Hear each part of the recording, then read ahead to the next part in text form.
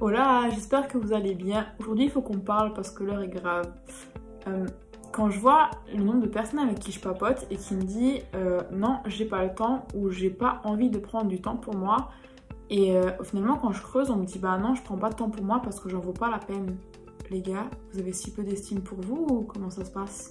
À toutes les personnes qui considèrent qu'elles valent pas la peine de prendre du temps pour elles, je suis ok qu'on est dans une société où il y a toujours 50 000 trucs à faire, mais si vous-même vous considérez ne pas valoir le coup de prendre du temps pour vous-même, comment vous voulez que les autres vous accordent du temps si vous-même en fait vous en accordez pas?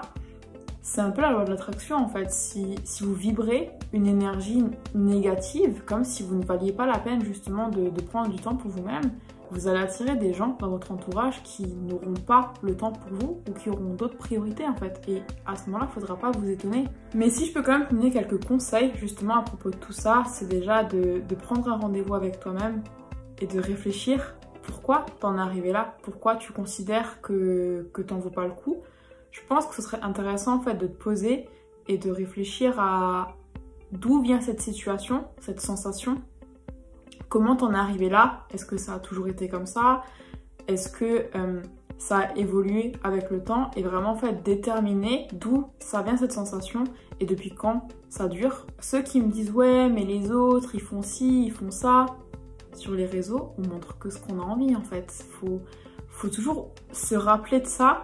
C'est que les réseaux c'est bien, ça peut être ultra inspirant aussi, mais à partir du moment en fait où vous commencez à vous comparer aux autres et où ça devient plus négatif qu'autre chose, si c'est des personnes en particulier, je vous conseille en fait d'arrêter de les suivre sur les réseaux.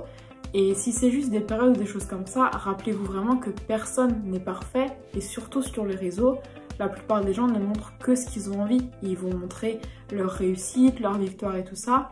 Mais combien montrent réellement les échecs ou les choses qui vont moins bien dans la vie? C'est toujours plus facile en fait de dégainer sa caméra ou son téléphone quand il y a quelque chose de beau et de bien à raconter. Par contre, quand il y a des bad moods ou des choses comme ça, c'est pas vraiment le moment en fait, ou c'est pas le lieu où les gens ils prennent leur téléphone et ils filment à ce moment-là. Donc surtout n'oubliez pas ça, c'est que les réseaux sociaux c'est biaisé en fait, parce que c'est vraiment que ce que les gens partagent et c'est l'interprétation dont vous allez en faire aussi, c'est pas forcément la vérité. Ce qui peut être intéressant aussi, c'est d'évaluer les pensées automatiques. Quand vous avez une pensée négative à votre égard, justement essayez de l'identifier, de mettre de la conscience dessus.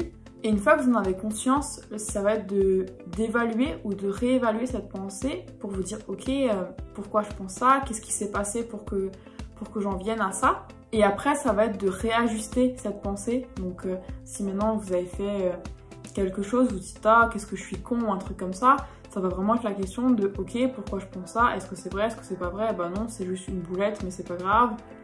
Réévaluer cette pensée en fait et ajuster là, ça va être ah, là, j'ai peut-être fait une bêtise, mais c'est ok, ça ira mieux, je me rattraperai la prochaine fois. Quelque chose qui peut avoir aussi un avis ou un effet positif sur ce genre de pensée et sur vous quand vous avez ce genre de pensée, c'est toujours vous rappeler que vous êtes la moyenne des 5 personnes que vous fréquentez le plus. Donc si vous avez dans votre entourage quelqu'un qui est régulièrement négatif, à votre égard ou pas, mais c'est quelque chose qui peut également jouer sur votre quotidien et sur vos pensées. Donc non, je ne vous dis absolument pas de couper tout contact avec ces personnes, mais c'est peut-être prendre un petit peu de distance, si c'est possible. Ça va être également essayer de trouver des personnes avec qui vous vous sentez bien, qui vous inspirent au quotidien. Même si c'est sur les réseaux, ça peut être intéressant de suivre justement ce genre de personnes qui vous apportent des good vibes. Ce qui peut être bien aussi, c'est d'avoir des choses qui vous rendent heureux dans votre quotidien. Ça peut être lire un livre, prendre un bain, se faire un massage. Ça peut être tellement de choses qui prennent pas forcément beaucoup de temps. Et ce que je vous conseille vraiment, c'est de le noter dans votre agenda. Si vous terminez peut-être le travail à 17 h, vous êtes à la maison à 17 h 30, le temps de vous poser tout ça, peut-être de 18 h à 18 h 15 ou peu importe le créneau, mais vraiment notez-le en fait dans votre agenda et c'est un rendez-vous avec vous-même. Et c'est ultra important parce que si vous prenez pas rendez-vous, vous n'allez pas forcément y penser ou alors vous allez dire ah ben non j'ai pas le temps, j'ai d'autres choses à faire et vous allez de nouveau en fait louper ce rendez-vous avec vous-même. Je vous partage ça parce que j'en ai moi-même fait l'expérience, je le vois très bien les jours où je note mes séances de sport par exemple, où je me dis voilà, Là, de midi à 13h, c'est vraiment un créneau pour moi-même parce que le sport me permet de me dépenser et d'être mieux dans ma tête et dans mon corps. Mais les jours où je ne note pas d'horaire, où je marque juste sport ou étirement ou des choses comme ça qui me font du bien, si je mets pas de créneau, je ne le fais pas. Donc ce que je vous partage, c'est vraiment quelque chose que j'ai testé et vraiment approuvé en fait moi dans mon quotidien. Et rappelez-vous aussi au quotidien que vous êtes assez, vous en valez la peine et il est important de prendre votre place. Donc si maintenant vous ne savez pas comment faire, que c'est quelque chose que vous avez envie, qui vous tient à cœur et que vous savez que vous voulez le changer, alors contactez-moi en message privé.